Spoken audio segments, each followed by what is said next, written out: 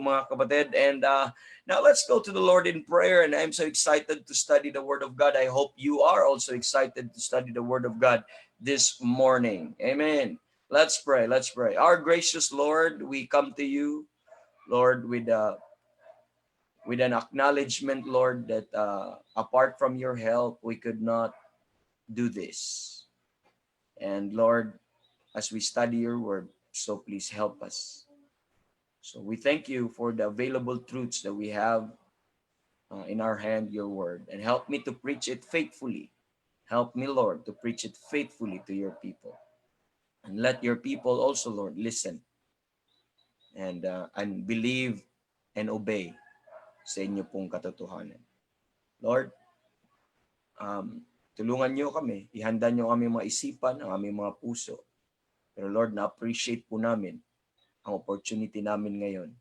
Hindi po lahat ng Kristiyano ngayon, Lord, naka-experience ng ganitong opportunity.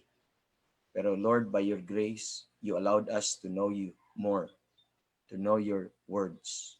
So please be with all of us right now. Use your servant and minister. And also, Lord, be with your people right now. And as I have always said, Lord, all together, Lord, all together, help us, Lord, to bless your name. And this we ask in Jesus' name. Amen. Good morning. Once again po, we're joined also with Sister Janice Alige. Sabi ni Sister Janice, good morning po Evangelist Rogie at sa mga kapatiran. Amen. Amen. Amen. Praise the Lord. Hindi ko alam kung naubos mo ang inyong load or meron kayong internet na connection. But I do appreciate your presence and support always sa atin pong broadcast every day, mga kapatid. So, sabi ko sa inyo kanina, ay kahapon po mga kapatid, I'm planning to thinking of giving some mga kapatid appreciation sa mga mga kapatid, sa mga sumusunod po sa atin palagi. At yung mga mataas ang contributors and attendance, meron po tayong track and record po dito po sa atin pong group, and we could determine kung sino po ang mga top contributors. May top 10 po mga kapatid na contributors I'll choose, and I'll think of something na as a token of appreciation na i-mail ko para sa inyo. And I'm praying for a good Bible po mga kapatid, that if I could find like this, or maybe bought, or we'll see po mga kapatid. This is my second Bible po mga kapatid.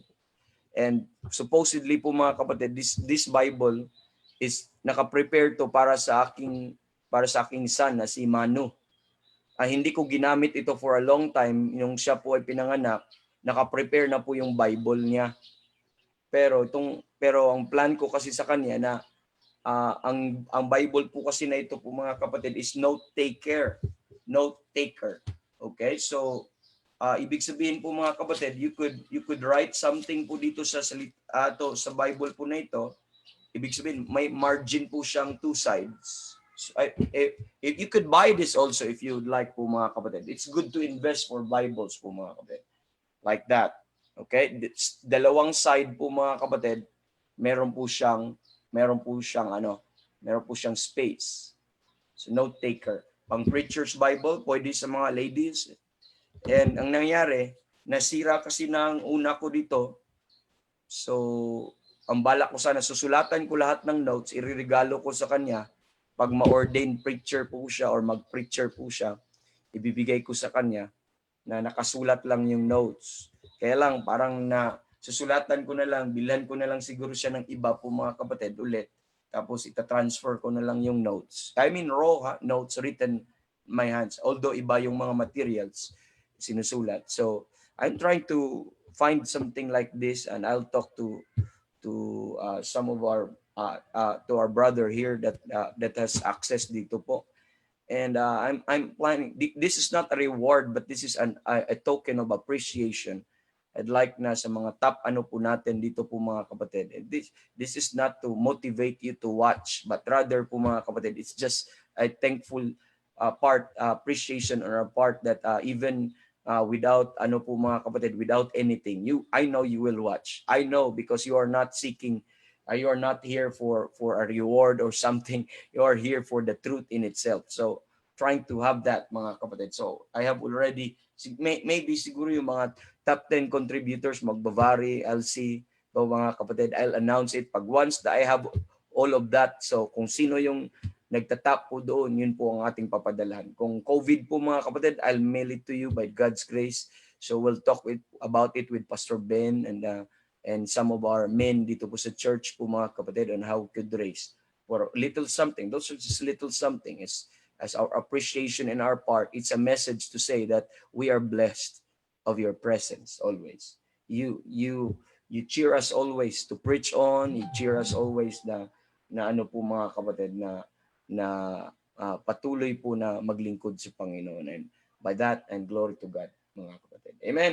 So, okay, so ang dami na tayong nakalimutan ko na naman ng oras, no? So parang sa prayer breakfast always, palagi akong nag-stay palagi sana ng at least 45 minutes man lang ako makapag-preach. Kaya lang hindi, daming mga exciting things kasi mga brethren pag magko-comment, pag mag ano po, mga kapatid. So, okay, let's go to the Bible. Let's go to Acts chapter number 2. And nasa Christ in the heart po tayo po, mga kapatid. Christ in the heart of the earth. Okay? Christ in the heart of the earth. Now, dito po sa Christ in the heart of the earth, last time, napag-usapan po natin yung Christ tasted death for every man. Christ tasted death for every man. So, I'll give you a very brief review.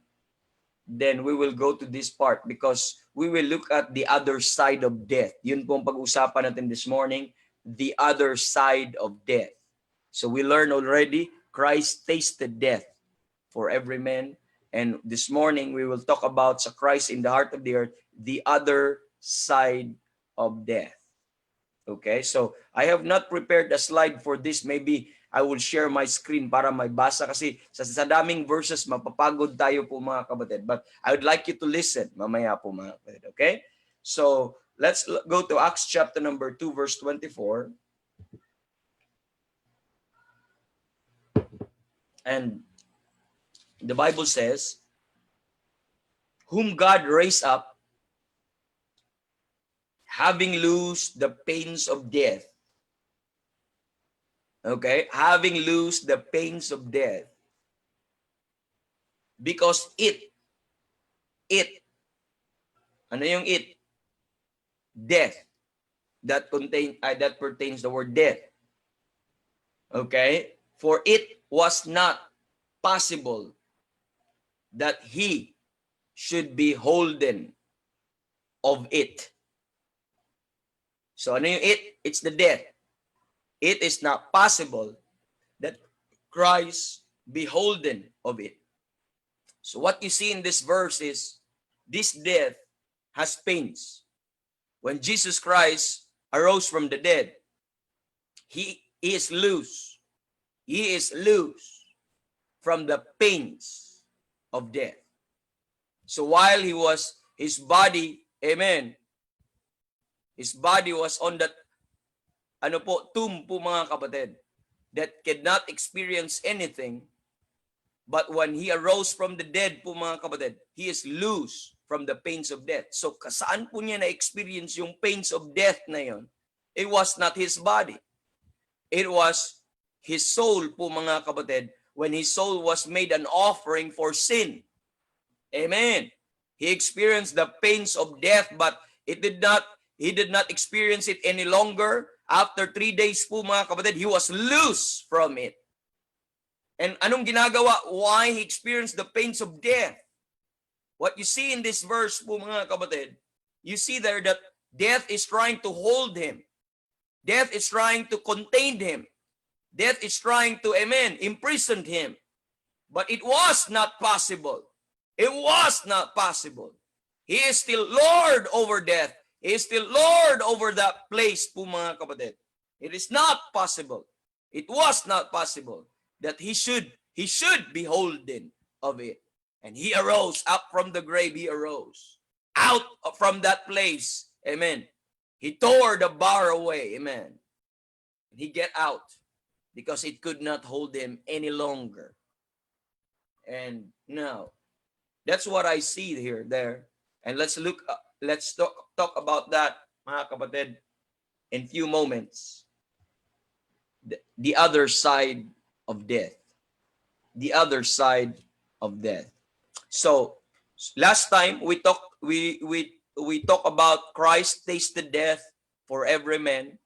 We open Hebrews chapter number 2, verse number 9, where it says, but we see Jesus, who was made little lower than the angels, he was made man. Amen. For the suffering of death. He has to become man so that he can suffer death, because God cannot die. Amen. So that's the only purpose of the incarnation po, mga kapatid, so that he could suffer death and crowned with glory and honor, that he by the grace of God, amen, should taste death for every man. That he, by the grace of God, should taste death through every man. And in this topic po, mga kapatid, we look at the three kinds of death where men will die. Amen. Where men will die.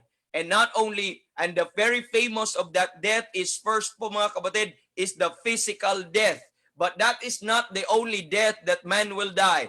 Man died in a multiple way. At least there are three ways that man will die. Not only in his body po, mga kapatid, but he will also die spiritually. Because at this moment, if they are not saved, they are dead in trespasses and sins po, mga kapatid. While they are physically alive, they already experience that death po, mga kapatid, that is being separated from God. And one day, mga kapatid, when they die physically and they're still unsaved po, mga kapatid, they died being dead in trespasses and sin, there is far more worse than the physical death, than the spiritual death, and that is the soulish death, mga kapatid, where the soul will be separated from God and will be dumped to hell, mga kapatid, and will experience the flames of the fires of hell, and that one day po, mga kapatid, and will be thrown to the lake of fire. And the Bible says this is the second death. Amen. This is the second death. So that's men will experience death. And what is the purpose why Christ has to become a man? So that he should taste death for every man. And Jesus Christ, when he saved you on that cross of Calvary, and that death, burial, and resurrection, when he saved you, he tasted the death not only of the physical, but he tasted the death of the spiritual, and also the death of his soul. Amen. When his soul was made an offering for sin in hell, mga kapatid. That's why we see in the Bible that his soul was not left in hell, that his soul has to experience to go to the flames. But it was not his sin. It was not, amen, his fault. It was our sins, mga kapatid, that was imputed for him. That was the penalty of sin. For the wages of sin is death. But the gift of the gift of God is eternal life through Jesus Christ our Lord. It was the penalty. Amen. The physical death is not the penalty of sin. It was the consequence of sin. But the penalty of sin po, mga kapatid, is death. And that death is in the death of the soul in hell. When we talk about death, we're not talking about cessation. We're talking about separation po, mga kapatid. Okay? So anyway, we'll talk about that, more of that area po, mga kapatid. So there are at least three deaths that man will die. The physical death, the spiritual death, and the soulish death. And Jesus Christ, when he tasted death, he died all of the deaths. He died the deaths, all of those three deaths po, mga kapatid. And that's my Savior. And that's how far and how willing he will go. Amen. And he will do for you po, mga kapatid. So in that regard po, also po, mga kapatid, Isaiah 53, we talk about that, confirms. Okay, Christ's death. Okay? It confirms Christ's threefold death. Okay? It confirms Christ's threefold death. At ano yung mga death na kanyang kinonfirm po, mga kapatid? Amen. Yung physical death, when he was wounded for our transgression, he was bruised for our iniquities. We look at Isaiah 53 last time, in verses 4 to 5. That is a physical affliction, that is a physical suffering, and that pertains to his physical death po mga kapatid. And in number 2 po mga kapatid, his spiritual death. Kailan po ang spiritual death ni Jesus Christ? When the Lord has laid on him the iniquity of us all. Amen. When the Lord laid on him the iniquity of us all. When your sin and my sin was laid upon him po mga kapatid, then he become dead in trespasses and sin. So he died spiritually po mga kapatid. And when the Lord po mga kapatid, ang pagkasabi po doon, when he was separated from the Father, because this spiritual death is separated from God. This is separation from God because God could not enjoin you because of sin. That is a barrier. So sin must be taken away so that we could have fellowship with God. But at that moment, at that point of time, when he hung on the cross of Calvary, he bare the sins of all mankind po mga kapatid. And God could not look at him. God could not look at his son. Amen. The Father has turned away, mga kapatid, his face from looking because God cannot behold sin. God could not look at mga kapatid, any filthiness po mga kapatid. That's why the son cried out on that cross, Father, Father, why hast thou forsaken me? Or my God, why hast thou forsaken me po mga kapatid? Because he bore our sins at that time. But it did not stop there po mga kapatid. His soul also become an offering for sin, mga kapatid. Amen. His soul also died po mga kapatid. So makikita natin, let's look at Isaiah 53 para makita nyo yung sequence po mga kapatid. Tingnan nyo po Isaiah 53. Ang pagkasunod-sunod po mga kapatid at napaka-orderly ang pagkalagay po ng Bible. So sa Isaiah 53, makikita po natin in verse number 6, dito po ang laid in verse number 4, yung borne our griefs, that's physical affliction. And verse number 6, the laying down of our sin on his body or on him, in him, not on him, in him. At makita po natin, verse number 7, he was oppressed, afflicted, smitten of God. And in verse number 9, what you see in verse 9, and he made his grave with the wicked and with the rich in his death, because he had done no violence, neither was any deceit found in his mouth. So you see the word grave. That means Jesus Christ already physically died. Okay? And he made his grave with the wicked. Yung pagkasunod-sunod, no? So he is dead already physically, with the rich in his death, because he had done no violence, neither was any deceit in his mouth. Verse 10, yet it pleased the Lord to bruise him. He had put him to grief. There's another bruising. And there's another grief. When thou shalt make his soul an offering for sin. So the sequence po mga kapatid, he was already buried in verse 9, but there's still this pain. There's still affliction in verse 10. When thou shalt make his soul an offering for sin, he shall see his seed, he shall prolong his days, and the pleasure of the Lord shall prosper in his hand. He shall see the travail of his soul. Do you see that? The travail of his soul.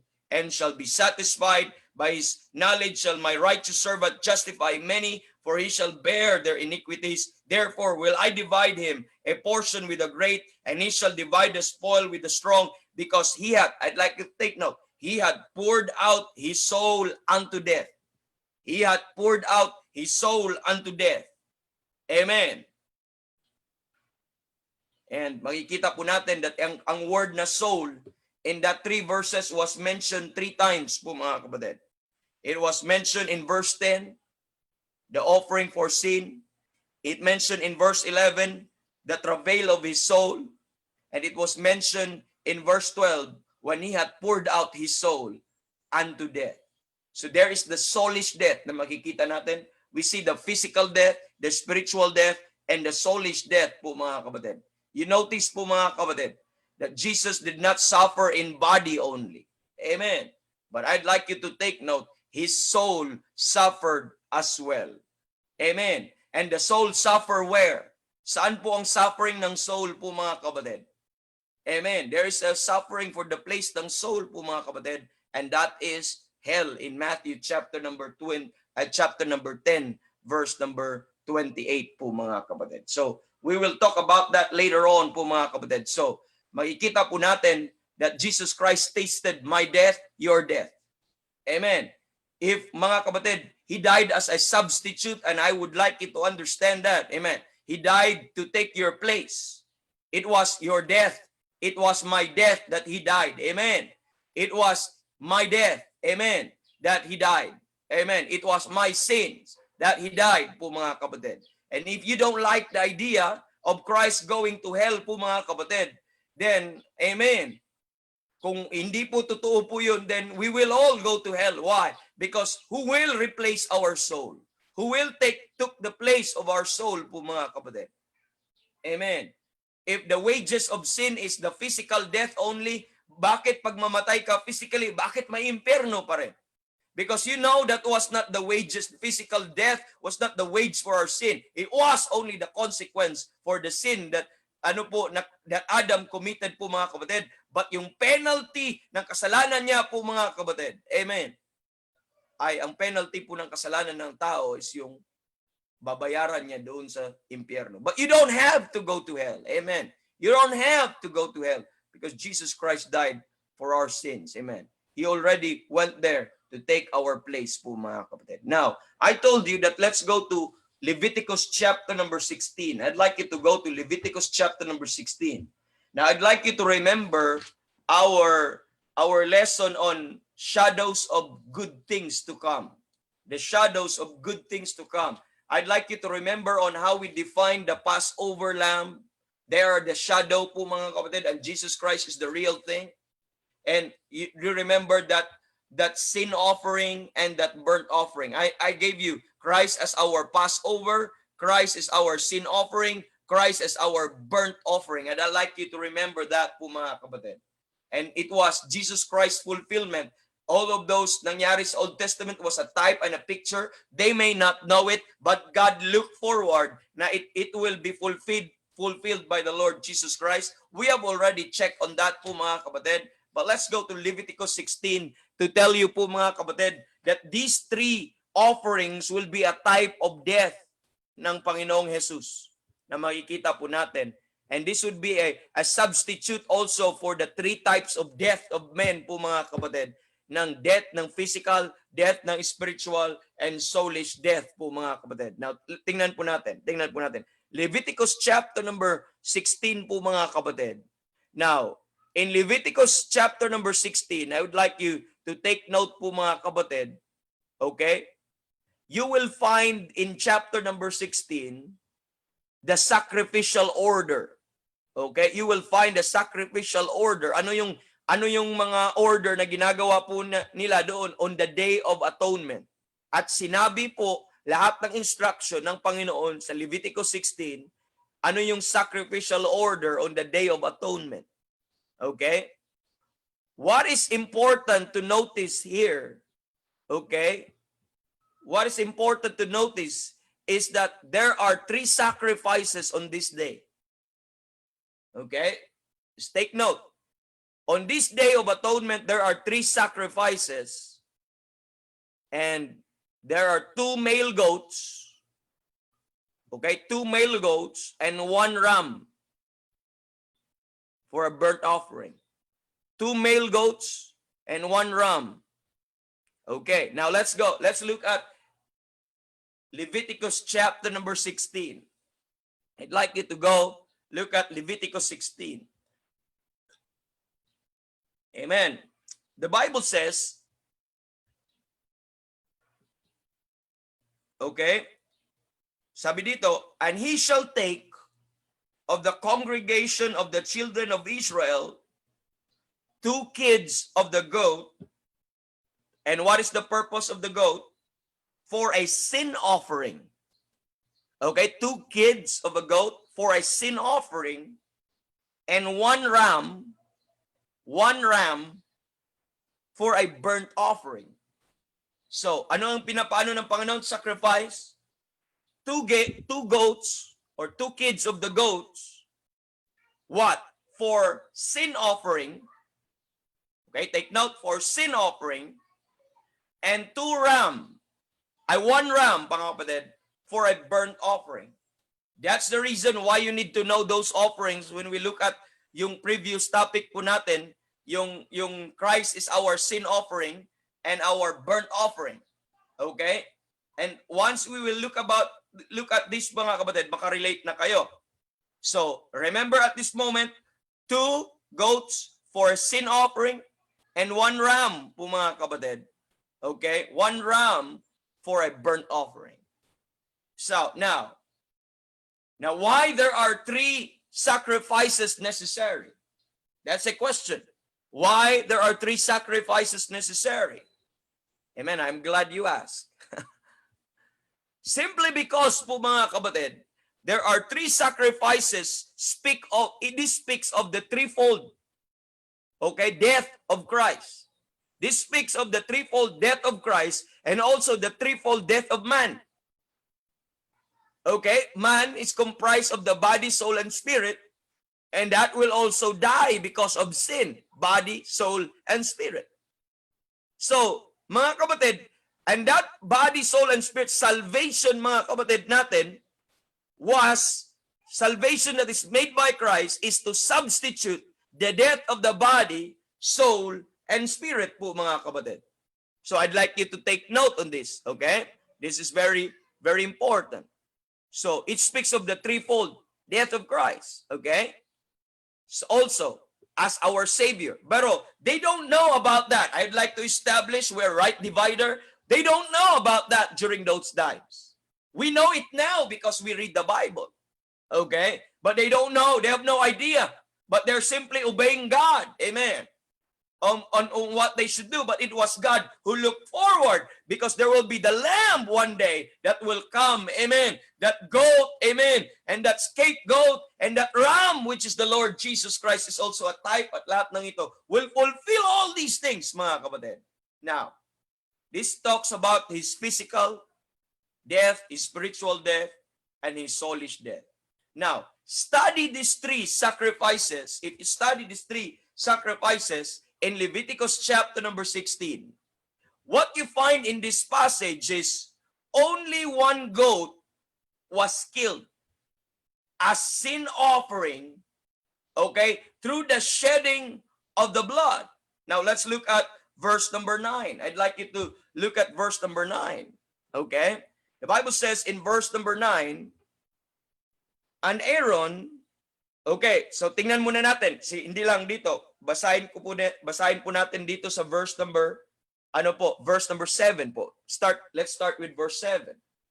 The Bible says in verse 7, and he shall take the 2 goats, remember the 2 goats, and present them before the Lord at the door of the tabernacle of the congregation.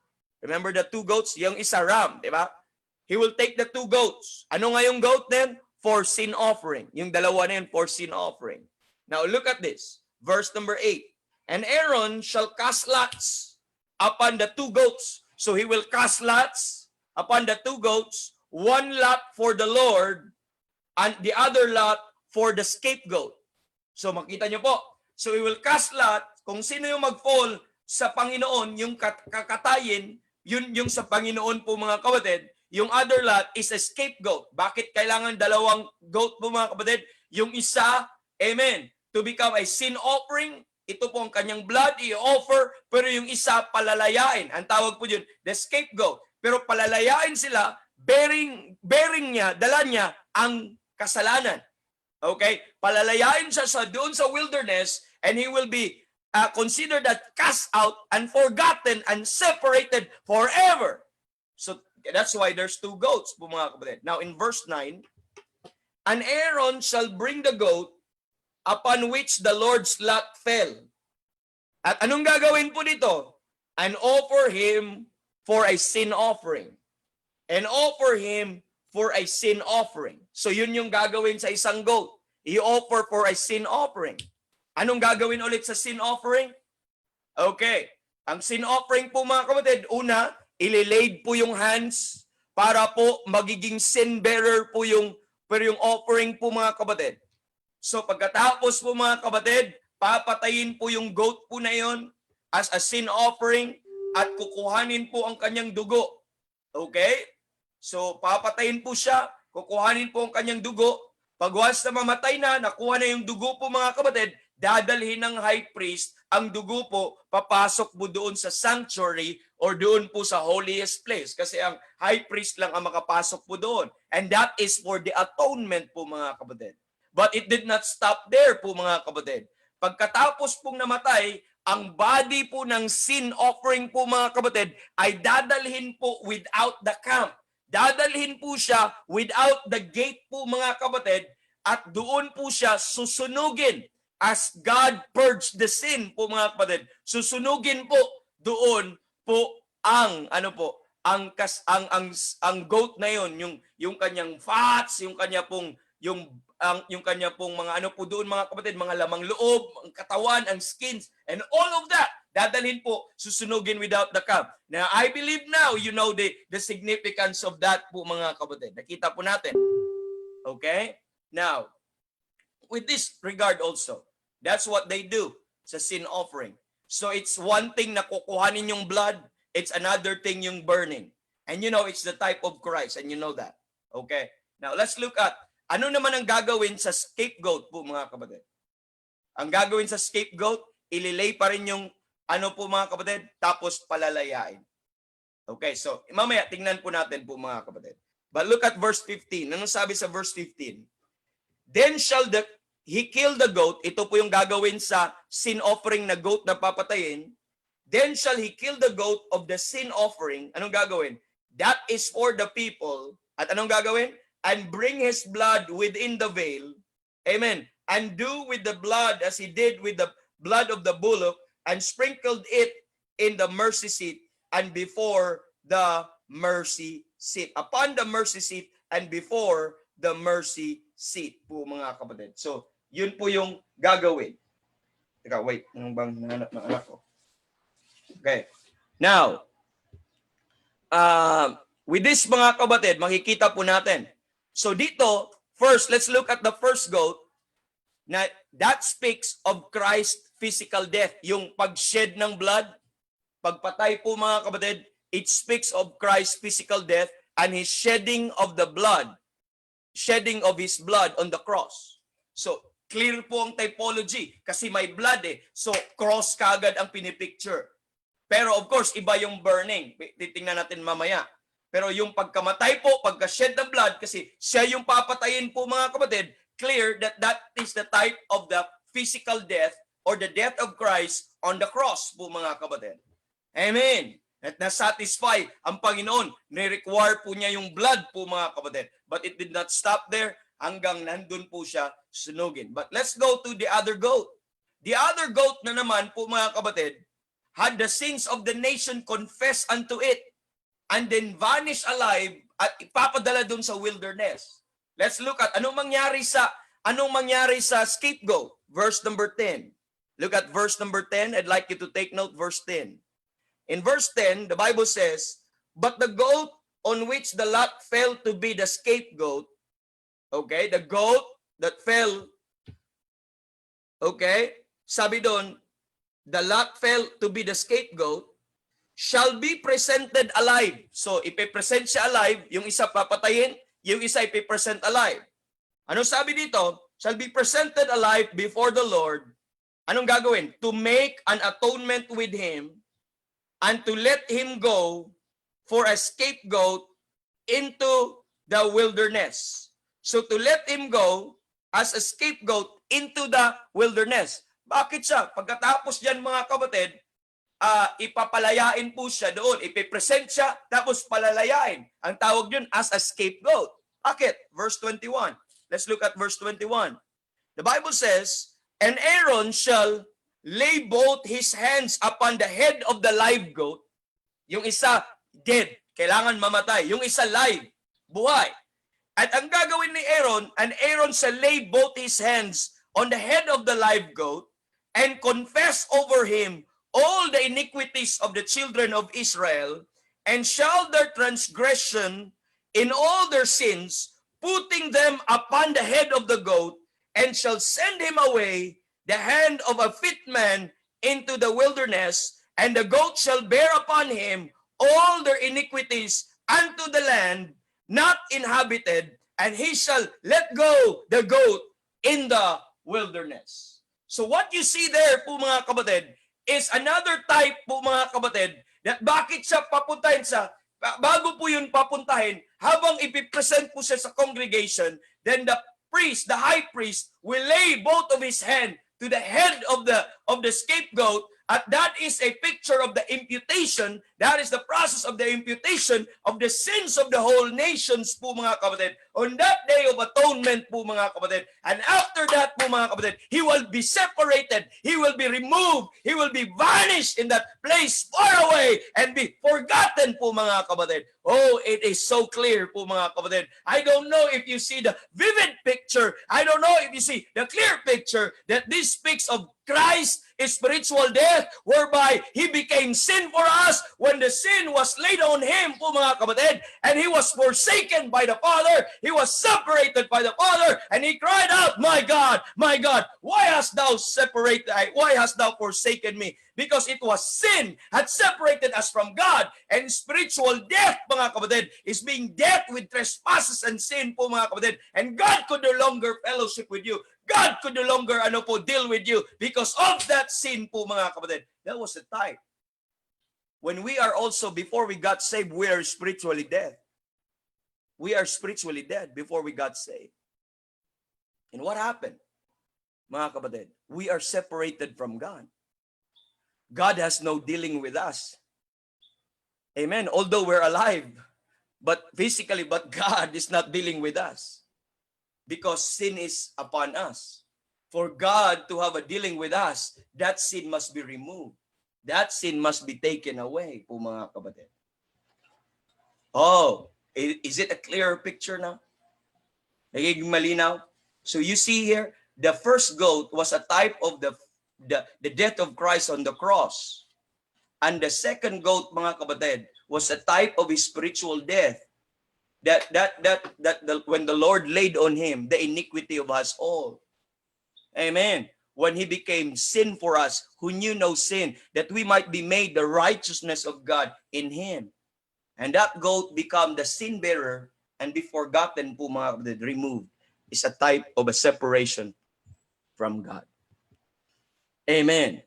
Do you see that? This death is separation with God. And what separates you? Isaiah 59 from God. What separates you from God? Isaiah 59 verse 2.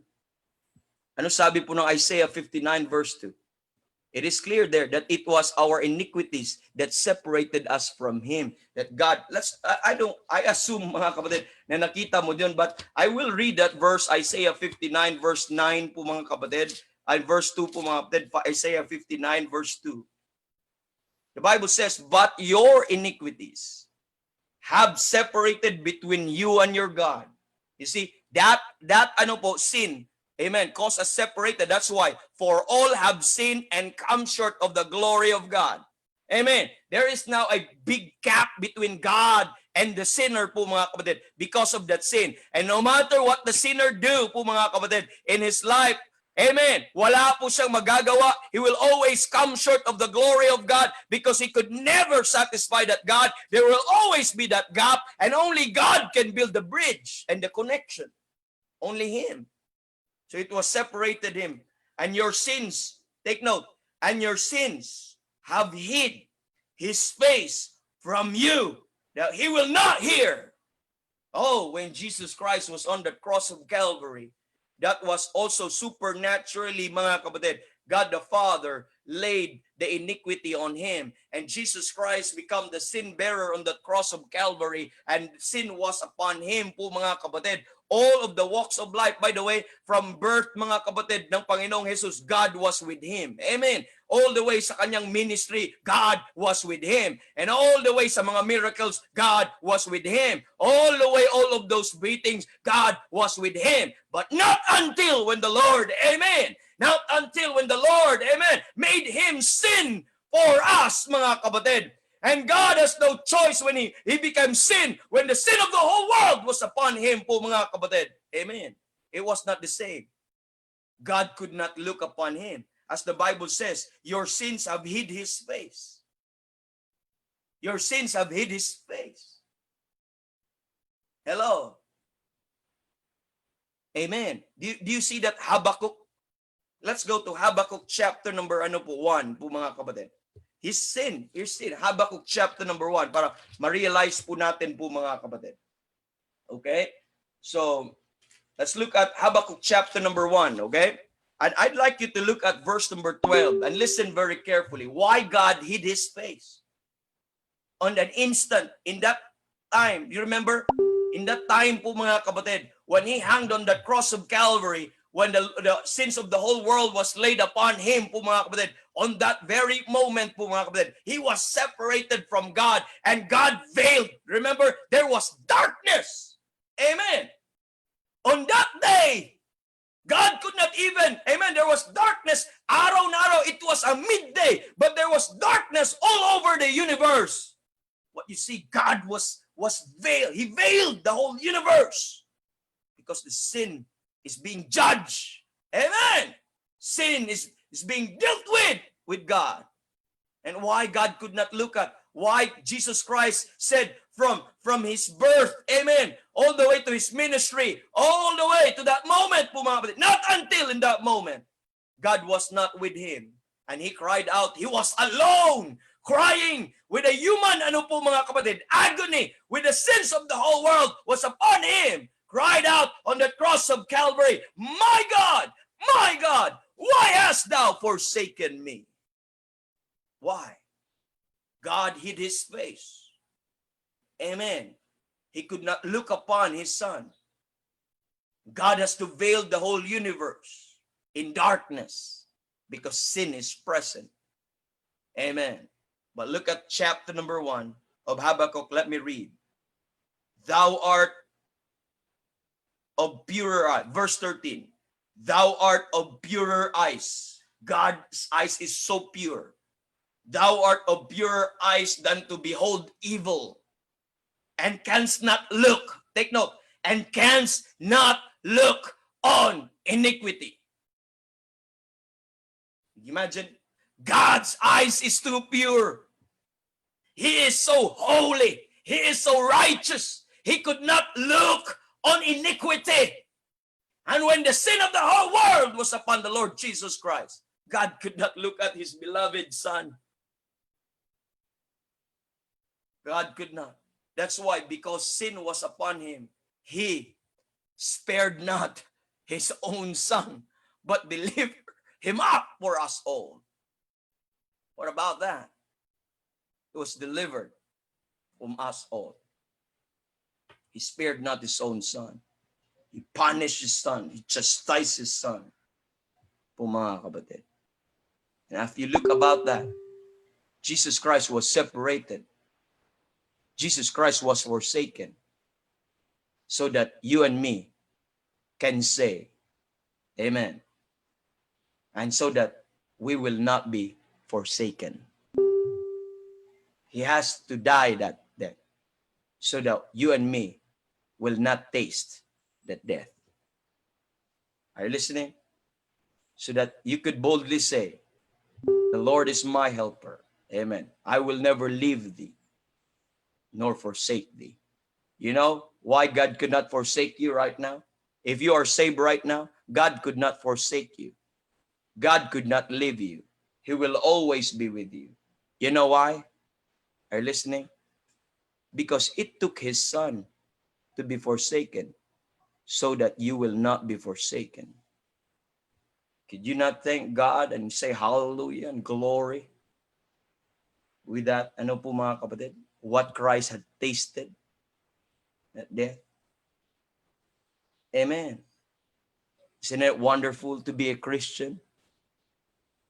Isn't it wonderful to have a Savior like that, who dealt my sin and taken my sorrows, taken my griefs and my guilt upon Him, and He experienced what I should experience, and He died the death that I should die, But hallelujah, amen. He took my place. He took your place. All I could say is, amen. Hallelujah, what a Savior.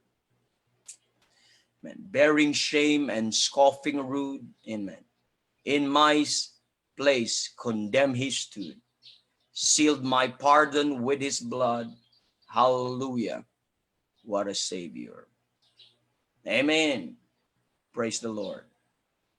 Guilty, vile, and helpless we. Spotless Lamb of God was he. Full atonement can it be. Hallelujah. Hallelujah. What a Savior. Amen. You see there? That is, you see now, the first goat was a type of the physical death of the Lord Jesus Christ. The shedding of the blood. The blood to be go on doon po sa ano po mga kapatid. But the second goat also was a type of the spiritual death of the Lord Jesus Christ when he was separated po mga kapatid from the Father as a scapegoat. Pinapadala po siya doon. And that is also yung pagkalabay po, that is a separation po mga kapatid. Forever separation. Makita po natin. That one time, in all of eternity, one time, there was one moment that Jesus Christ was forsaken by the Father. Just one time lang, one moment lang. That was the time when he bore our sins and the sins of the whole world.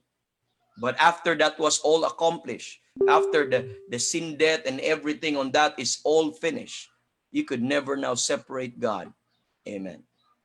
We could never more separate Jesus Christ from the Father because he already forever satisfied the holy demand of his Father. Woo! That's good preaching there, mga kapatid. That's why I'm so excited na mag-preach sa gospel hour, and I'm trying to ano po dyan, mga kapatid, because there's so much of what he has done, amen, for us. And what you see here po mga kapatid, now here's where it gets real interesting. We already talked about the two goats. What about the ram? Amen. Here's the real interesting thing. Okay? So after the sacrifices of these two goats, there is a time lapse. My gap, there's a time lapse. Oh, what a picture. What a picture of 3 days and 3 nights, mga kapatid. There was a time lapse. The priest, mga kapatid, will take off his filthy garments. Let's look at, nandun pa ba kayo sa Leviticus chapter number, nawala po ako, balik tayo sa Leviticus chapter number 16. There's a time lapse or gap po mga kapatid. Pagkatapos po niyang, iano po yung goat po mga kapatid, okay? Pagkatapos ng mga event po na yon, chapter number 16, nabasa natin kanina sa verse 22, pagkatapos po ng scapegoat, verse 22, and the goat shall bear upon him their iniquities unto the land not inhabited, and he shall let go the goat in the wilderness. Okay? Now, verse number 23, here's the interesting thing. Okay? Verse 23, and Aaron shall come into the tabernacle of the congregation. Babalik po siya dun sa tabernacle of congregation, and shall put off the linen garments. So yung mga sinuot po niya, i-put off po niya po mga kapatid, magkita natin, which he put on when he went into the holy place, and shall leave them there. And he shall wash his flesh with water in the holy place, and put on his garment, and come forth and offer his what? What's the next part? His burnt offering. And burnt offering of the people. So he will offer now the burnt offering of the people, and to make an atonement for himself and for the people. So what you see there po mga kapatid, now comes the final sacrifice po mga kapatid. Amen. Now comes the final sacrifice, and that's the priest makes, which is the ram as a burnt offering. Remember, he will make now the burnt offering. Ano nga yung balikan mo sa chapter number 5? Ano yung sa chapter number 5? Ano yung tatlong offering? Yung dalawang goat is for sin offering. Yung isa buhay, yung isa papatayin. So yung papatayin will serve as the sin offering. Yung buhay na goat po mga kapatid would serve as a what? As a scapegoat po mga kapatid. But that is still, both of them are still a type of sin offering. But yung isa po mga kapatid, you ram for a burnt offering. Specific po yun sa verse number 5 po mga kapatid, the ram for a burnt offering. And you know anong ginagawa po ng burnt offering po mga kapatid? Amen. And ang gagawin ng burnt offering, ito po ay hindi kagaya ng sin offering. Ang burnt offering not susunugin without the camp, but ito ay susunugin within the camp lang po mga kapatid. Doon po sa brazen altar susunugin dahil aamuyin siya ng Panginoon. Remember that? So on the burnt offering, and the burning po mga kapatid, what you see there, and the burning of the remains, okay, of the goat as sin offering, yung isa po, yung sin offering, done will be without the gate. So, two things pa ang hindi nangyayari. Okay, two things ang hindi na nangyayari, makikita po natin. First off mga kapatid, yung yung sin offering. Yung sin offering, anong gagawin sa isang sin offering na pinatay? Hindi lang kukuhanin ang kanyang dugo, pero ang offering na ito ay dadalhin without the camp upang susunugin po mga kapatid dahil hindi pa natapos doon. So may isa pang part na pagsunog doon sa without the camp po mga kapatid. And that is the final sacrifice na makikita natin. Let's look at muna sa verse number 27. Look at verse 27.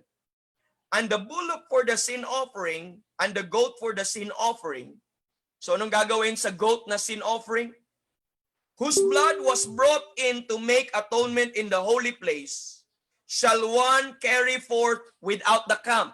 So anong gagawin ng unang pinatay? Pagkatapos ng namatay, nakuha ng dugo, shall one carry forth without the camp, and they shall burn in the fire their skins and their flesh and their dung. Po mga kapatid. Now, what you see here po mga kapatid, dito po, makikita po natin, that, pero yung ram po mga kapatid, as ano yung law ng ram, ano yung law ng burnt offering, verse 24, at makikita po natin, and come forth and offer his burnt offering. So pag sinabi mong offer his burnt offering, okay, babasahin ko ulit ang 24 kasi ito yung final sa ram. And he shall wash his flesh with water in the holy place and put on his garment and come forth po mga kapatid, okay, and offer his burnt offering, not only kay Aaron, and the burnt offering of the people. So anong gagawin? Burnt offering. So ibig sabihin, pangalan pa lang, susunugin na.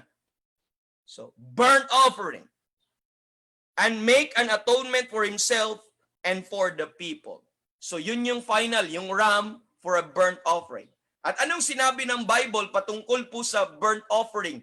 Ano ang procedure nila na ritual na ginagawa nila pag-offer ng burnt offering? In Exodus 29 verse 18, let me read. In Exodus 29 verse 18, and thou shalt burn the whole ram.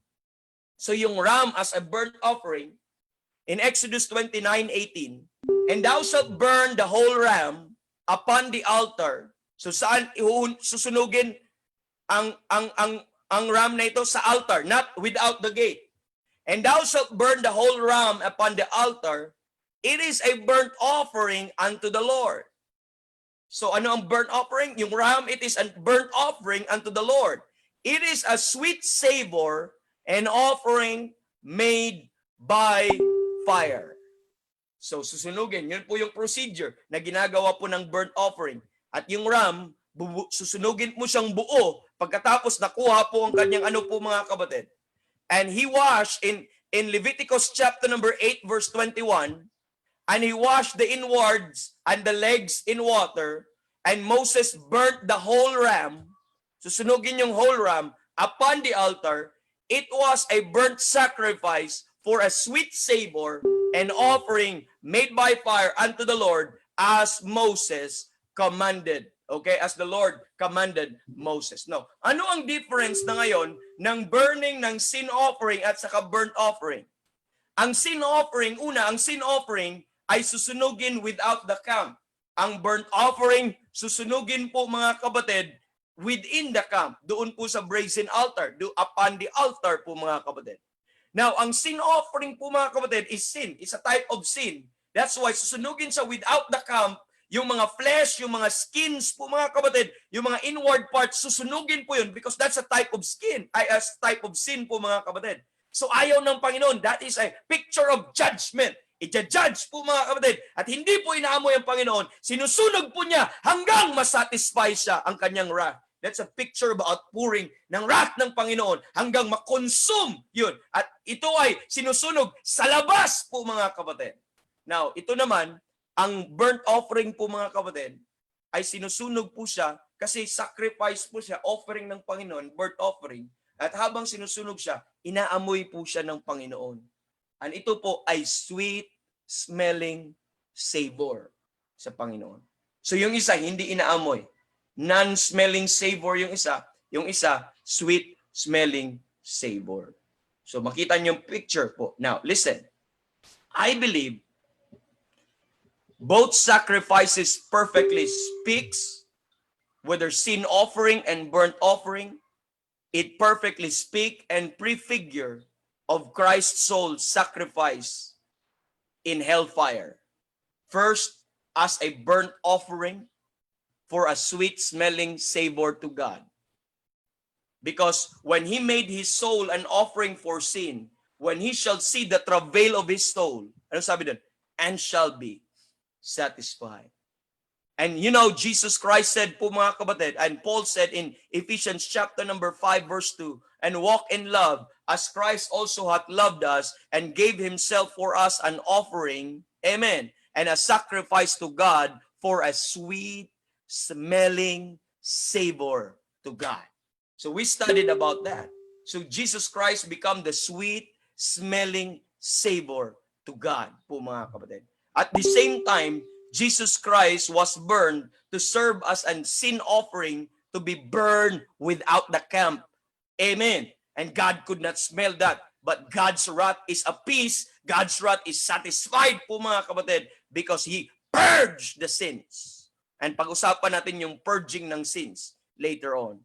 And I'd like you to understand, for sin to be purged, to be consumed, it should be made by fire. Another thing, another topic in this Christ in the heart of the earth, Christ purge our sins. Amen. And you will see that how wonderful this topic po mga kapatid. And by the way, isa po sa mga ibibigay ko po mga kapatid, magpapadala po ako ng mga booklets sa mga nakikinig followers po sa atin. Sumusunod po yung mga top 10 po mga kapatid. So magpa-print lang po ako, mag-gather ko ng materials, papadalahan ko po kayo ng materials kung sino po yung maiano po natin as token ng appreciation alongside with the Bible po mga kapatid. Okay? So don't worry. Okay, don't worry. So Christ experienced the flames of hell because He experienced what every person deserves. So I hope nakita po natin yun, yung tatlong kinds of death. But I would like you to know, He experienced it. He experienced what every person deserved. He experienced what he deserved, what I deserve, what you deserve, mga kapatid. He became a man so that he, by the grace of God, should taste death for every man. And wonderfully na makikita mo dun ang napakaganda pong typology po ng kanya ginawa doon sa Leviticus 16. So no man except Christ has yet experienced the utter horror of what death is and death in its fullness. Only Christ, mga kapatid. In suffering for sin po mga kapatid, Christ experienced the horror of eternal separation. Amen. From God, and that was due to all mankind. That was due to me and you po mga kapatid. Now God can accept me. Now God can accept you. Now God can accept any sinner who takes the sacrifice of Christ, because through that sacrifice, God is already satisfied. It become a sweet savor to God. He was already satisfied. Amen. If you take the sacrifice of Christ by faith, God could now accept any sinner that will humble and trust Him and put his faith on that sufficient crosswork of Christ and His death, burial, and resurrection po mga kapatid. God could save anybody. You know, I am always blessed to be reminded of Revelation 21 verse 8. But the fearful and unbelieving, and the abominable, and murderers, and whoremongers, and sorcerers, and idolaters, and all liars shall have their part in the lake. Amen. Shall have all of them shall have their part in the lake which burneth with fire and brimstone, which is the second death. You know, when Christ took my place, supposedly I will take my part on that hell. I will take my part because I'm a liar. I'm all of that na sinasabi doon. And more than that, I should have a part on the lake which burneth with fire and brimstone. But I could raise my hand and say, hallelujah, hallelujah to the Savior. I don't know, I don't have any more part. I have no part anymore on that place because Jesus Christ took my place. Jesus Christ took my part. He tasted my part. He experienced my part. He tasted the second death for me. He took my place. And I don't know how that thrills your soul, how will that it affects your heart or it move you. But that is something, mga kapatid, that worth praising and serving and worth telling others about it. That's what he done. That's what he done. He tasted such death for every man. You don't have to go to hell. You don't have to take part on that. But if you reject, if you insist your self-righteousness, if you insist, yung ginagawa po natin po mga kapatid, nako, laking problema po mga kapatid. You don't have to. No man needs to taste the fires of hell. We are fully secure in our salvation. And we do not have to fear death and hell. You don't have to do that. You don't have to fear death and hell. Why? For Christ likewise took part of the same. He took part of the same. That through death, he died. Amen. Those three kinds of death. That through death, he might destroy him that had the power of death, and that is the devil, and deliver them who through, amen, fear of death, were all their lifetime subject to bondage. Praise God, I am delivered out from that fear. I am delivered out from that hell and from that bondage and from that death, mga kapatid. Because he took part of the same. He took part first, the flesh and blood, and he took part, my place, in hell, mga kapatid. Only God can do that. If Jesus Christ is just a mere man, he could not do that because only God can satisfy himself. While everyone else was slave to death, amen, and fear, mga kapatid, death is now the Lord's servant.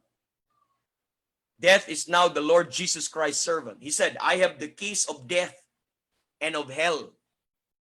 It is now his servant. He is now in control, po mga kapatid. And because our Savior, po mga kapatid, amen, Jesus Christ, in 2 Timothy 1:10, he abolished death and hath brought life and immortality to light through the gospel, po mga kapatid. He abolished that, mga kapatid. Woo! Praise the Lord. And he brought life. You don't have to die. Christ has life. Amen. He brought life and immortality with you and for you and me, for those who will trust him. So what I'm saying is recognition of what Christ suffered for our sins. We're far beyond the physical suffering. When you know that it's far beyond the cross. Amen. Although the cross is the emblem, it's a picture of the totality of what Christ has done. But if you go down to the details of what he has suffered for you, according to the Bible, po mga kapatid, goes far beyond physical suffering. It would increase our gratitude to him. It would truly increase our thankfulness and appreciation for what he has done. This morning, I preached about thanksgiving and gratitude. Appreciation, mga kapatid.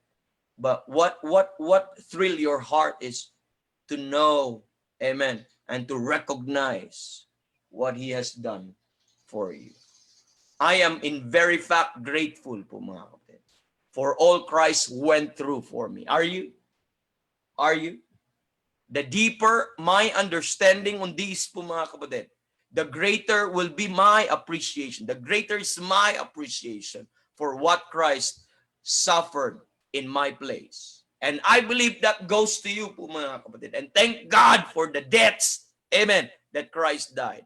That He tasted death for every man. That He through death, amen, has conquered death. And now He stands a victor, mga kapatid, over death because He get out, amen, He get out from that experience. And He arose a victor from the dark domain. And He lives forever with the saints to reign po mga kapatid. And glory, glory to God po mga kapatid. Woo! Imagine, akala ko saglit lang i-discuss yung Leviticus 16. Pero it takes us all 20 minutes na lang or 25 minutes. Then time na po tayo. Pero we still have 20 minutes. Do you want more? Then let's go fulfill yung the other side of death. So that was the death. The physical, the spiritual, and the soulish death. But that death there is considered as an experience. It is considered as an event that will happen to man po mga kapatid. But listen, there's the other side of death. Anong kinalaman nito ngayon? Anong kinalaman nito ngayon sa Christ in the heart of the earth? Now, we read in Acts chapter number 2, verse 24, where it says, whom God raised up, having loosed the pains of death. Having loosed the pains of death. Because it was, the word it was pertaining to death. It was not possible that He should be holden of it. If you don't believe that Christ suffered while on 3 days and 3 nights, then look at verse 24 in Acts 2:24. Now tell me, what is that pains of death where He experienced and He was loose when God raised Him from the dead? Amen. Now, it was not possible that He should be holden of it. Now, I would like you to take note, death was holding Him because it was not possible that He should be holden of it. Death is trying to contain Him. Death is trying to lock Him up. Death is trying to, ano po mga kapatid? Amen. Imprisoned Him. But it was not possible. That's the good news. It was not possible. Amen. That He should be holden of it. Now, throughout scriptures, mga kapatid, death comes in many different forms. I gave you the basic, the 3 kinds of death. Amen. But in reality, death comes in many different forms. It is a very complex subject, as you know it. When you study your Bible from Genesis to Revelation, you will find out that death is a very complicated subject, mga kapatid. A very broad subject on the other hand. Now listen, for one to understand fully, when we talk about the subject of death, for one to fully understand what this word means, I'm talking about death, you must look at each occurrence, how the Bible use it, and consider carefully each context where it was mentioned po mga kapatid. So I just tell you my experience po mga kapatid. For me to make these materials po mga kapatid, I have to word search the word death from the first mention to the last mention. At napakadami po mga kapatid. I have to study the context and every word, and each time it was used yung word na dead, death, at any other related words po mga kapatid. So it took me a longer time, amen, to look at this po mga kapatid. And the word sometimes mga kapatid, as I discover, as we see, as we read, that every time this word mentioned death mga kapatid, it means sometimes separation, At times, it means inability to produce. Sometimes it means separation. Sometimes inability to produce. Or it does not, but never on those reading that it is cessation or annihilation po mga kapatid of life. Never po mga kapatid. But it means sometimes inability to produce. If you could not produce on something po mga kapatid, it could be a work or it could be a child po mga kapatid. Ang tawag doon ay death din. You're dead. Let's look at that. Death is first mentioned in Genesis, where God promised Adam that he would die if he disobeyed God and ate the forbidden fruit. That was the word death was mentioned. Amen. And that pertains to the spiritual death, po mga kapatid. Amen. Then when Adam ate that forbidden fruit, he immediately died. And he died spiritually, po mga kapatid, in that his relationship with God was severed. He was separated po mga kapatid. Okay? Alam po natin yung story. And he later died physically after 930 years of living. Mga kapatid, he died at 930 years. In Genesis 5:5 po mga kapatid. If Adam had continued, mga kapatid, in his state of spiritual death, he would have been in danger of being separated from God forever in the lake of fire. Kung nagpatuloy po yun, kung hindi na save si Adan. And he would have experienced the second death kung hindi siya na-save po mga kapatid. But Adam was made spiritually alive again. Alam po natin po yun when he accepted God's provision for him po mga kapatid. In Genesis chapter number 3:21, when he accepted that coat po mga kapatid. So it was Adam's single act of sin in the garden that brought both spiritual and physical death upon the entire human race. And we know that. Because of that sin, mga kapatid, death entered into the world. Amen. And death passed upon all men, for all have sinned po mga kapatid. And the term death, mga kapatid, is also used to Sarah's inability to procreate po mga kapatid, or to produce a baby or manganak. The inability, mga kapatid, it is also used as to inability to produce divine good. If you could not produce a good work, sabi ni James, faith without work is dead. So it was used in a mga kapatid, in a complex way. And the believer's position, positional death is in Christ. You are also called as dead. You are dead with Christ. So iba't iba. What I'm pointing is, iba-iba ang pagkagamit, mga kapatid. And the believer who is living in a carnal life is also called dead and out of fellowship with God. You are dead while He liveth, and all of that po mga kapatid. So the following list, I'm giving you a list, mga kapatid, should prove helpful. Ano yung I have so far, mga kapatid, have 8 death na meron po tayo dito. You could add this to your Bible study, but I don't have to discuss on this one by one po mga kapatid. But you could add, kasi we'll be looking at the other side of death. But I'd like you to have this list, mga kapatid, to prove that death is really a complex subject. First, ano pang death? Physical death. Where we learn physical death, the separation of the soul from the body. Amen. That is common death and common fear of all mankind. And you know that. And many verses. Ang dami po. Number 2, we know the spiritual death. What is the physical death? The separation of soul and the body and the spirit. But what is spiritual death? That is the separation, amen, from God. The separation from God. Okay? And makikita po natin that is being dead in trespasses and sin. Ephesians chapter 2 verse 1. And number 3, the soulish death.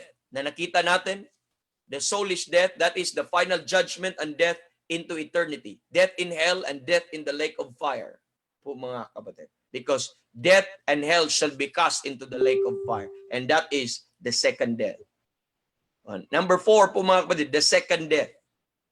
The second death. Number 3, the soulish death in hell. But the second death is the final judgment and death into eternity. By the way, the soulish death is separation of the soul in hell.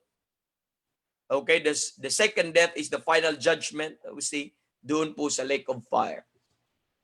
Number 5, the sexual death. Ano ibig sabihin ng sexual death? This is the inability. This is inability to procreate. Okay? When you could not produce, dead din ang tawag doon. You may read Romans chapter number 4, verse 19 to 21. You may read Romans 4, 19 to 21. Yung barren, deadness of the womb, ang tawag po doon.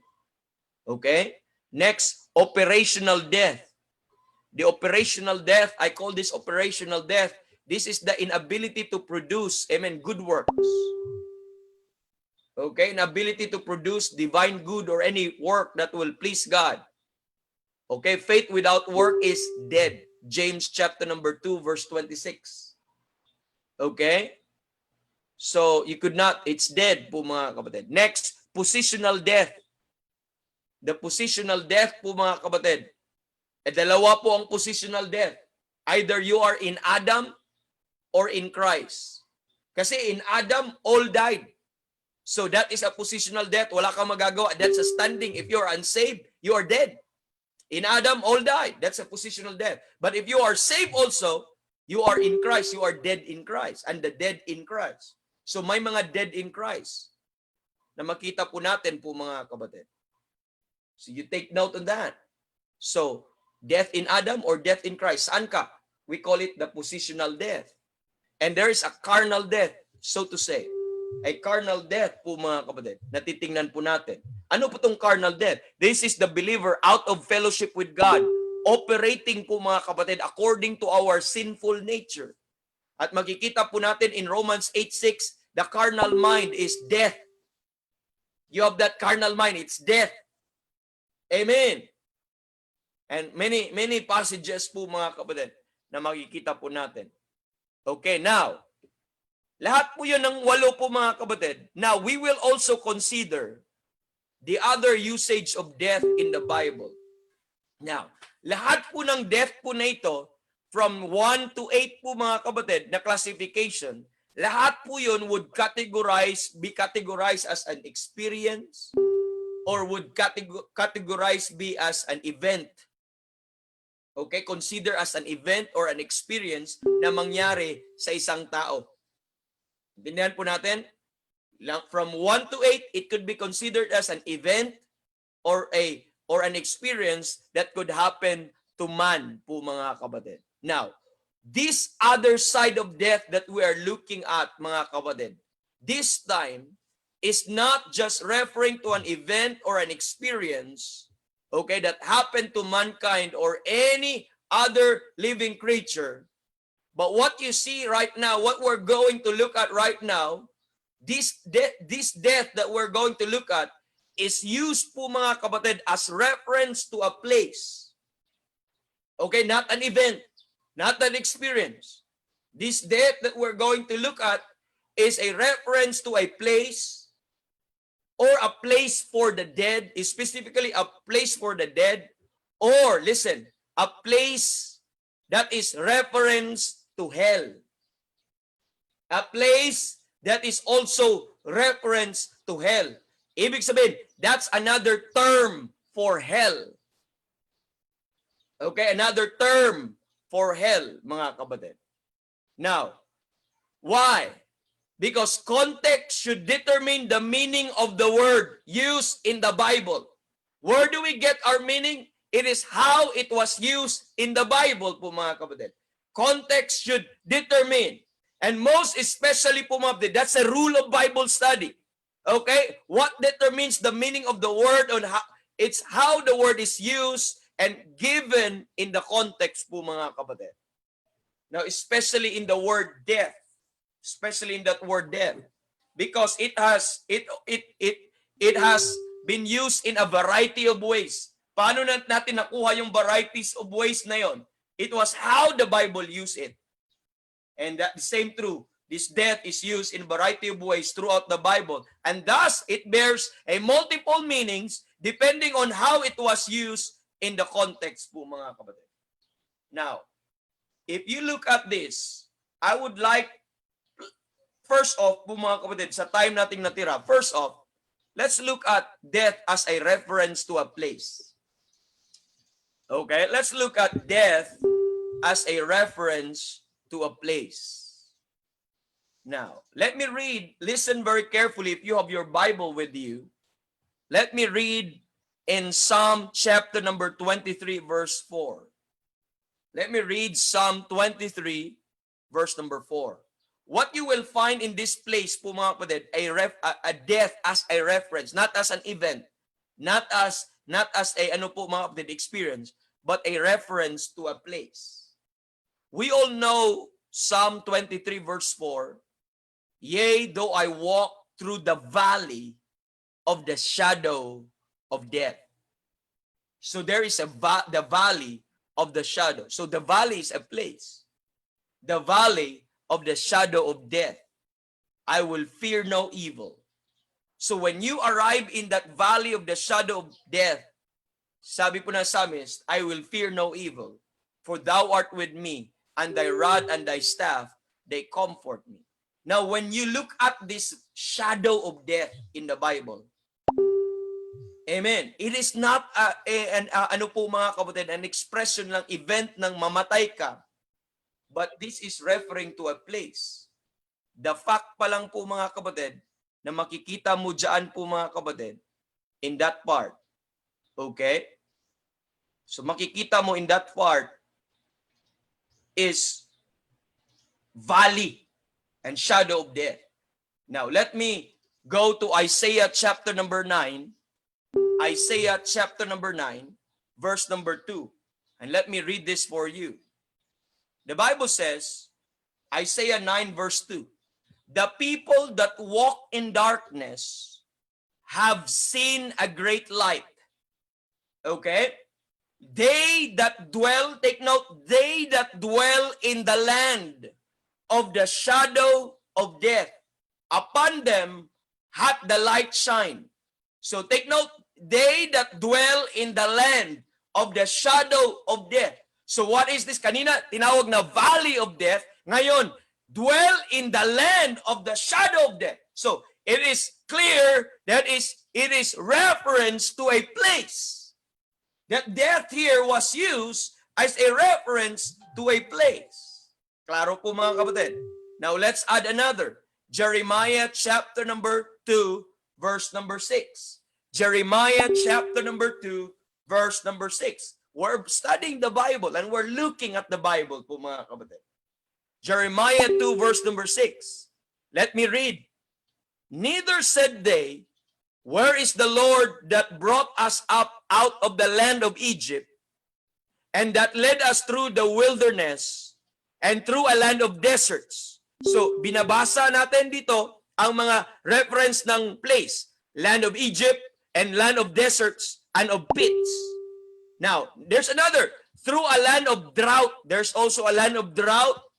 And what else? And of the shadow of death. A land of drought and of a shadow of death. At ano ang land na yon? Through a land that no man passed through. Through a land that no man passed through and where no man dwelt. That is the land of a shadow of death. So clear po mga kapatid, this death here is a reference to a place. You could not refute that. And we should not refute that, by the way. We should not refute that. Why? Because it's the Bible, for goodness sake. Amen. Amen. It's the Bible telling us. Now, not only a reference to a place. Death is a reference to a place. But it is also a reference to a place for the dead. A reference to a place for the dead. It's a place for the dead. Ginamit din sa Bible ang death na iyon as a place for the dead, for the departed, yung mga namatay. Okay? Doon sila pupunta. Death din ang tawag po. Doon. Isa sa call paggagamit. Let me read Job chapter number 10. Okay? If I'm fast, take note on these verses. Job chapter number 10, verses 21 to 22.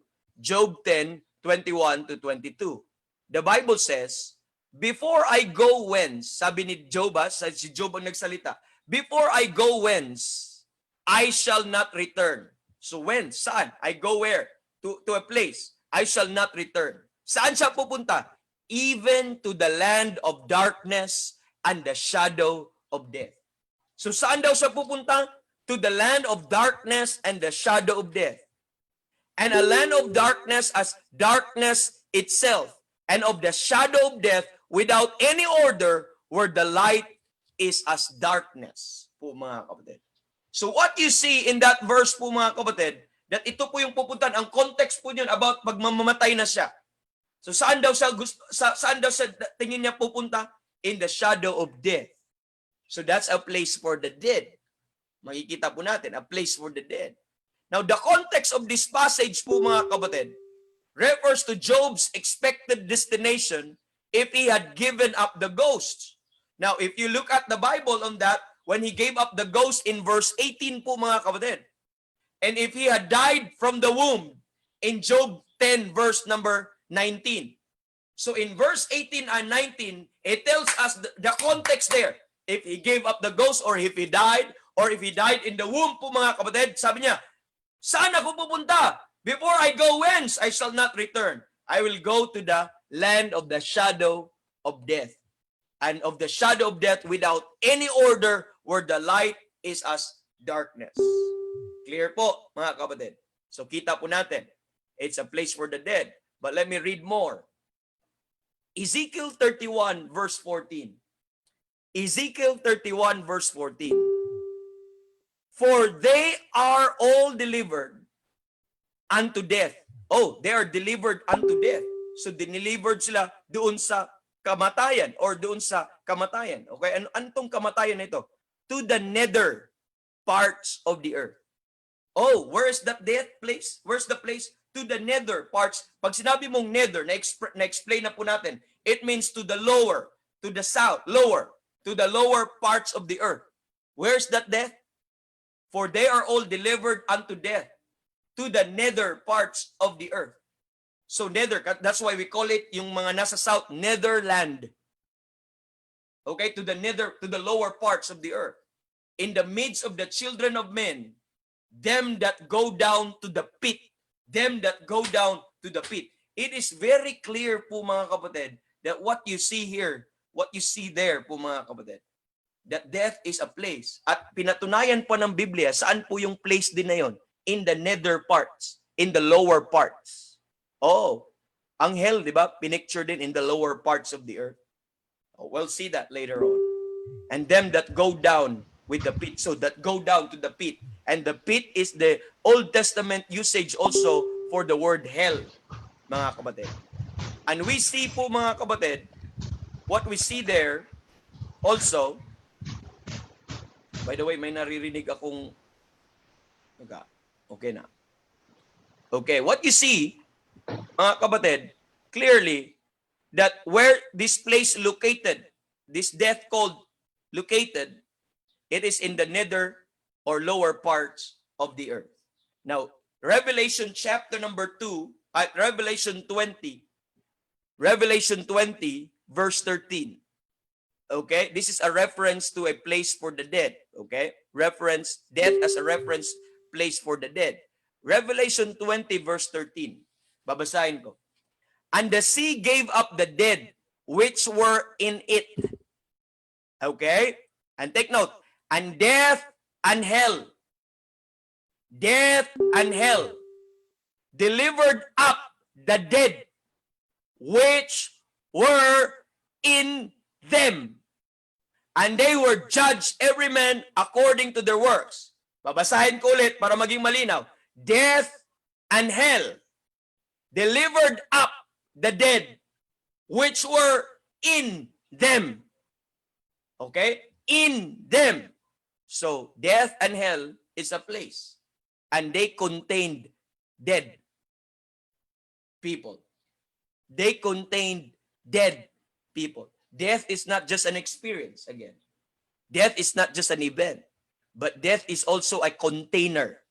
It is a place where the dead is also there. And they were judged every man according to their. Just like hell is a place, death is also called in the Bible as a place. Mga kapatid. So, third po mga kapatid, in which dito tayo mag-end at tapusin po natin, hindi po natin matapos, but i-introduce ko lang sa inyo. Death is also a reference to hell. Not only it is a reference to a place, not only a reference to a place for the dead, but death is also a reference to hell. Next week, gagamit tayo ng King James Built-in Dictionary. Gagamit tayo ng isang tool na makatulong po sa atin sa pag-aaral. Titingnan po natin, gagamit tayo ng interpretation tool na nasa loob ng Bible lang din, hindi po gumagamit ng Greek and Hebrew, na mapatunayan po natin that it is also a reference to hell. And we will compare po mga kapatid, compare po yung mga ano po mga kapatid, yung ano po, yung verses po para makita po natin po mga kapatid. Okay? So bibigyan ko kayo ng ano po, bibigyan ko kayo ng passage po mga kapatid sa ngayon para makita lang po natin. Okay? So makikita nyo po mga kapatid dito, okay? Let me choose kasi wala na tayong time eh. So there is this, remember, put always in mind yung text natin, Acts 2:24. When God said, whom God hath raised up, and having loosed the pains of death, because it was not possible that he should be holden of it. So what you see there, it was not possible, yung death, that he should be holden of it. What you see there, that you find there that death was afflicting pains to the Lord Jesus Christ. And not only that, it was containing the Lord Jesus Christ. It was holding him, mga kapatid. It serves as a holding area, mga kapatid. A place that will contain him. A place that tormented him. But it could not contain him, any longer. It could not torch him any longer. Because you know what happened? He break loose of that place. He arose from the dead, having loosed its pain, and out of it, Christ break free. And for addition, for this interpretation as the strength, makikita natin along the context that in verse 27 and verse 31, you will find po mga kapatid, the word hell, that and his soul was not left in hell. So, na-mention ang paggagamit dito, ang nag-contain sa kanya, death, sa verse 24. Pero pagdating sa Acts 27 and 31, nakita po natin na ang kanyang kaluluwa ay nasa hell. But it was not left in hell. But it was parallel na ang kanyang kaluluwa hindi nanatili sa impyerno when he rose from the dead. At makita natin ang parallel sa verse 24 na it did not contain or hold him any longer because God raised him from the dead. So once you see that mga kapatid, and I will explain all of that next week po mga kapatid, sana the Lord will give us time. But one thing will help you is the cross reference po mga kapatid. Anong ginamit po ni pains of death? Ang ginamit po ni Peter, pero Peter quoted Psalm 116.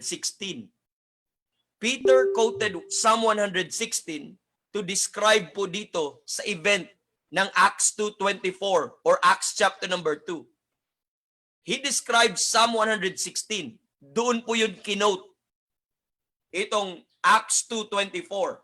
When Peter said, mga kapatid, it says there, amen, the pains, amen, of death. Amen. He suffered, he was loose from the pains of death. Ang ginamit, pains of death.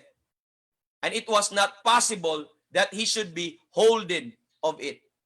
But it was quoted from a messianic psalm. And that was quoted in Psalm 116. It was a messianic psalm. Ibig sabihin ng messianic psalm, it is a prophecy concerning the Lord Jesus Christ. Okay? So anong sabi po ng Psalm 116? This is our last verse. Now, I'll take you. I promise, I'll explain everything po mga kapatid sa part na ito next week po mga kapatid. So sa Psalm 116, verse 3, where it says, the sorrows of death compassed me, and the pains of hell got hold upon me. I found trouble and sorrow. Now, you heard some familiar thing? There's a familiar word there. The pains of hell got hold upon me. So while this was a messianic psalm that he will experience the pains of hell, amen. And hell, what was the prophecy is, hold upon me, got hold upon me.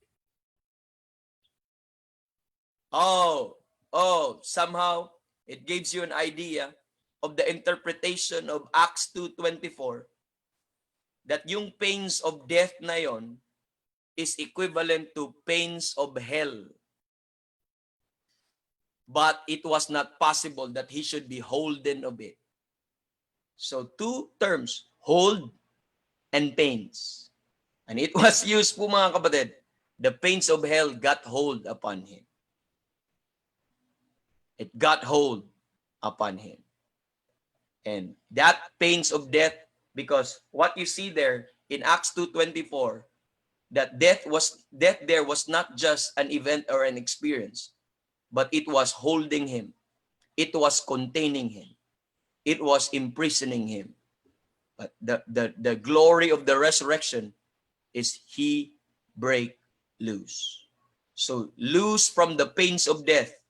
When Jesus Christ loose from the pains of death, it would mean, by virtue of that scripture, loose from the pains of hell.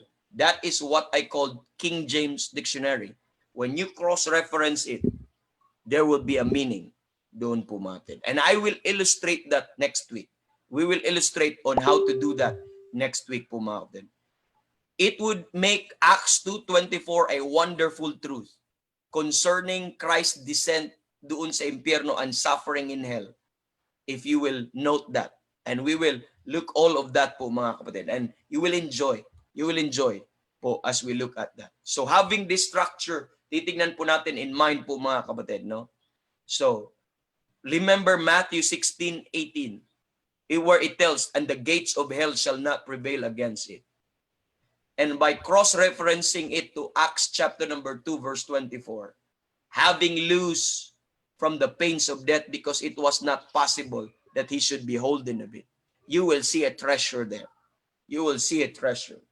So the reason hell could not prevail against him, mga kapatid, is simply because it was not possible that he should be holden of it. So medyo hilaw po mga kapatid. Hindi masyado nating naluto kasi bitin po tayo, nakahang po tayo sa gitna. But that's as of now, natitingnan po natin at ma-appreciate po natin at makikita nyo po na tunay na ang death din pala ay isang lugar. At ang death din pala, nadami tayong versikulo na pupuntahan, ang death din pala ay reference po sa impyerno. It reference, that's another term also for hell. Pero hindi lahat ng paggagamit. But ito po ang paggagamit sa Biblia. That's how you should define a word. Hindi mo siya i-contain sa isa pong meaning lamang. But you have to look at the context kung paano siya ginamit, and that determines the meaning of the word. Glory to God. By the way, what is so important that to study on the other side of death? But because that will prove, mga kapatid, that Acts 2:24 is really hell. And it was giving him pains and sufferings. And that tells us that Jesus Christ suffered in hell. He did not just go to hell, but he also suffered in that place. And death is trying to know. But dito mo din makikita kung gaano ka-powerful si Jesus Christ, kung paano siya nagiging victor po mga kapatid.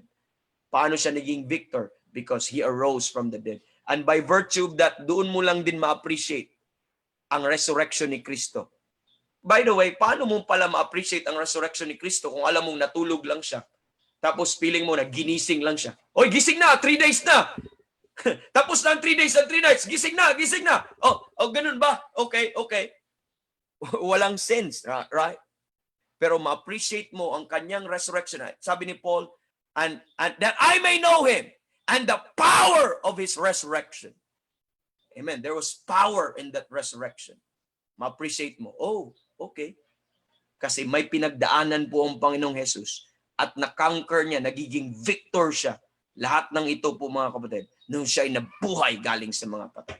That is His victory over death, over hell po mga kapatid, and over grave po mga kapatid. Woo! Praise the Lord. Preview. We'll be talking about more of that. So sana po may nakuha po tayo ngayong umaga at natutunan po natin. And thank you. Thank you for joining us. And I enjoy our Bible study. I hope you also enjoy and you learn something. Let's all praise God. Let's all together praise the Lord, mga kapatid. So thank you.